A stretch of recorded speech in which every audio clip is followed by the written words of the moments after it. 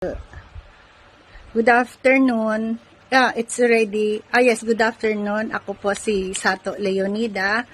Nasa Japan po ako na mag-testimony tungkol sa pag-inom ko ng Alta Immune. So, hindi lang ako, pati ang asawa ko na hindi naniniwala. Kaya ko siya napilit na painom kasi siya may hika. Alam mo na ang mga Hapon, may sariling mundo, hindi sila naniniwala sa gamot na dapat ipainom kung hindi nakasulat sa Hapon. Pero sa kagustuhan kong gumaling yung kanya o anumang, siguro kung tamaan man yung Alta Immune yung kanyang sakit, doon lalabas na totoong ang Alta Immune is nakakagaling.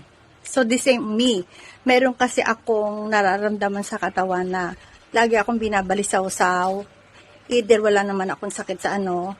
Kung ano man yon, sana okay lang. Pero every year meron ditong check-up kasi ano ang Japan sa mga health. So wala akong dapat ikatakot, wala akong sakit. Tapos na rin ako sa vaccine, nakadalawang beses na kami mag-asawa ng vaccine. So i-interviewin ko ang asawa ko kung ano ang na-feel niya nung pinatakang ko na siya. Nakapatak na kasi siya na almost, mama, papa, yung kay me, nonda ne, usuri. Papa, yung kay me. 3 beses ko na siya napatakan. Bali ngayong gabi is pang-4. Pero, ang napansin ko sa kanya, that's the first day na napatakan, the second, nung umaga na tinanong ko, kasi naririnig ko lagi yan tumatahol. Grabe ang kanyang halak. Grabe talaga ang phlegm. At that night, hindi ko siya naririnig na umuubo. Ngayon, tatanungin ko siya in front of you, makikita niyo yung testimony namin mag-asawa, ita-translate ko na lang kung ano yung sasabihin niya. Yoroshiku onegaishimasu. Pa.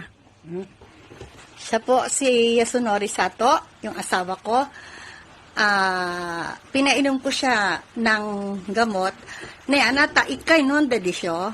1日飲んだ夜ね寝る前にで次の日はあなたの気持ちはどうですか？いまいちだったけど痰は本当なくなったような感じ。 Ang sabi niya hindi daw siya pananiniwala kasi hindi niya kilala yung gamot na yon, hindi siya ganun magaling magtiwala, pero naramdaman daw niya na nawala yung kanyang phlegm. Yung every night phlegm na inaano niya sa gabi, ubo siya ng ubo. Then, mo, 2回目飲んだはどうですか、体? 少しはいいような感じ。 Ang sabi niya, nung pinainom ko siya ng second time na, parang nakukuha ko na loob niya. Kasi talaga sila, ang ano nila, hanggat hindi totoo, hindi sila naniniwala. Ngayon, the third time na, third papa, 3回目なったどうですか? 信じるなったでしょ? まあ信じる。カメラ見て。信じるは70%。信じないは30%。70% na naniniwala siya, 30% na hindi siya na ano. Pero, nabibilib siya kasi, dakara, anata no tang amari, denay ko nata di siya. 出なくなった。 Yung ibig ko sabihin, yung yung phlegm, hindi na talaga siya lumalabas. Yun ang cause, kaya ako siya binigyan ng interview ngayon para patunayan na ganun kalakas ang Alta Immune. Alta Immune no papanong kusuri mo, shirabeta di siya? まあ調べた。 Oo, chinek na namin sa internet kasi kung hindi isa sa rabiro, yung ibig sabihin, hindi nila i-check, ayaw niya maniwala. Papa, kamera mite. Interview stero kara, amari, diri biminay de. まあ酔っ払って。 Kore, sa kore nga Alta Immune no. Kore wa Alta Immune. Nakita niya sa internet, pinakaliwag ko sa English. So, yun ang katapusan, na naniwala na siya kasi lumabas sa internet ko mismo. Ako na lang ang mag-explain sa kanya kung ano yung ibig sabihin ng Alta Immune. Kasi sa English lahat nakasulat, wala sa Japanese eh.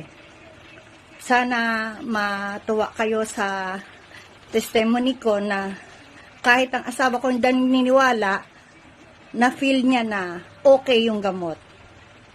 Yute, domo arigato. ありがとうございます。 Minasang, domo arigato, tiyute. ありがとうね、皆さん。 Salamat daw. Okay. Thank you, ne. Yun po yun. Yun po yun. Na nanapilit ko siyang paniwalain sa gamot na yan.